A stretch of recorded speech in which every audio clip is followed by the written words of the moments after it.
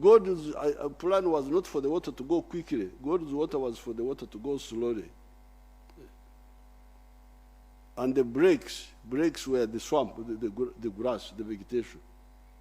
Goes slowly, slowly, slowly, slowly. It doesn't.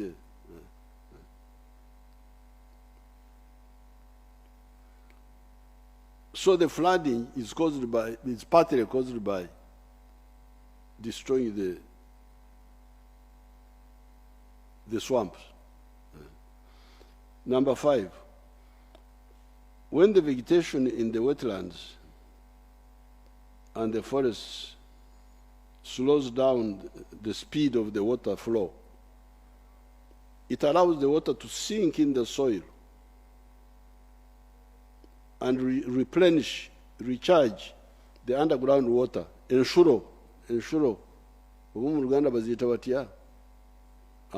Ensuro, okay. This is the water that is going underground. In many parts of Ankole, we have those ensuro. You dig down in the valley, you see the water coming from the ground.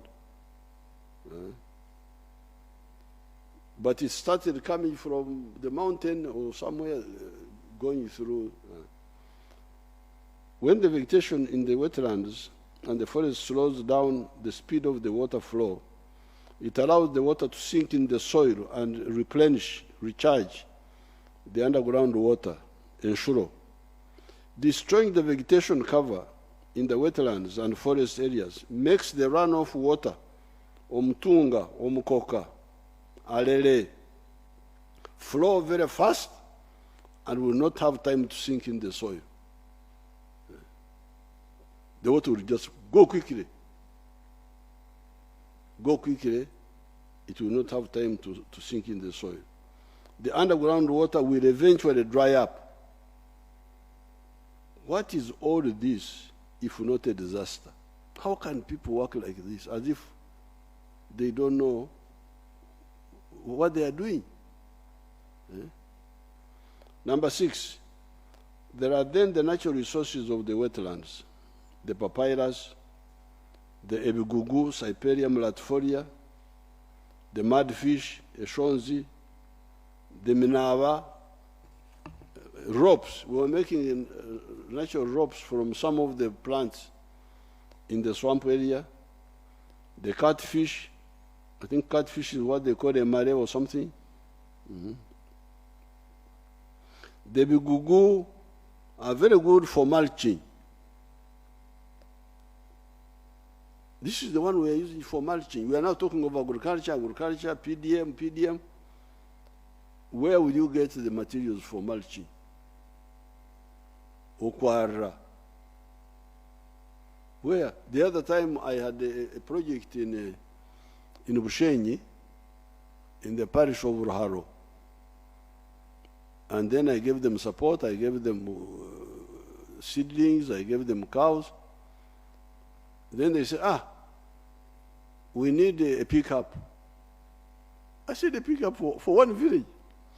A pickup for what? I said, because we need to kusaka, we need to buy ebigugu for mulching from 30 miles away. Imagine. They have destroyed the nearby swamp where there is the ebigugu are there. They now want to have somebody to have a tender now to supply ebigugu, Cyperium latifolia from 30 miles away. What sort of country is this? They want a tender, somebody to win a tender for cow dung. That somebody wants. They said because I have a lot of cows, they should the people in Kyotera, they said I should get a tender to supply cow dung. I said, no, I cannot make myself exirani of having a tender to supply cow dung. If you want cow dung, come and take it. But more usefully, it's better each one of you has a cow. You have your own cow dung so that you manure your garden. But for the grass, for the Ebigugu, Cyperium latifolia. It's nearby. Uganda had made Uganda so well that you get a hill, then in the valley there is a swamp. Everywhere almost. A swamp, a hill, a swamp. That's how Uganda is. It's like that, like that, like that. Now, you destroy the nearby swamp. You deny yourself for Ebigugu, for mulching. You deny yourself for water for irrigation. What sort of country is this? How can we accept this? And we are all here, government, minister, member of parliament, I don't know what, as if God doesn't like. If you don't use your talents, God takes them away. This is the story in the Bible.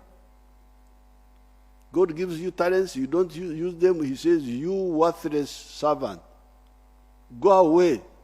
That's what he says in the New Testament. How can we misuse our talents?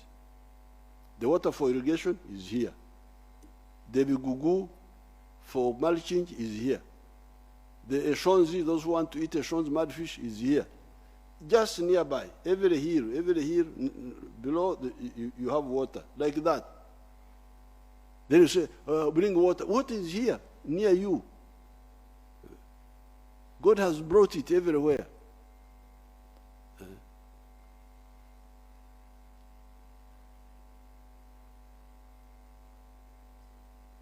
The Bigugu are very good for mulching, papyrus for paper making, fish for nutrition, etc. How and why should we lose all this? This is my question. These are some of the existential threats to our future that are involved in the phenomenon of invading the wetlands. Blaming NEMA as to why they allowed people to settle in the wetlands and come later to evict them is of course a good point.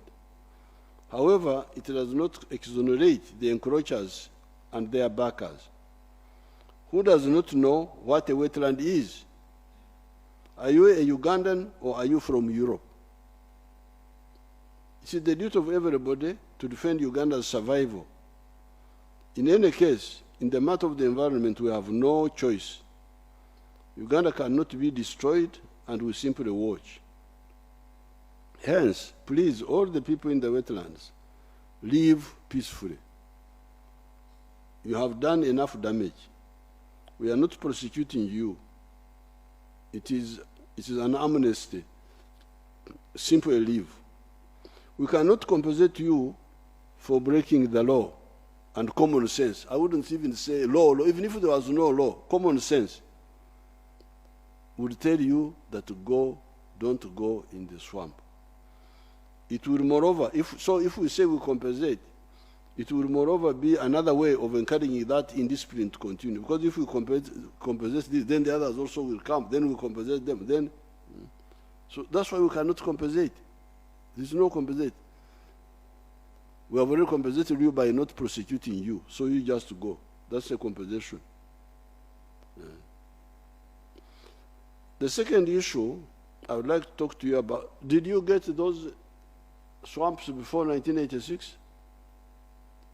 You got them or you didn't? Huh?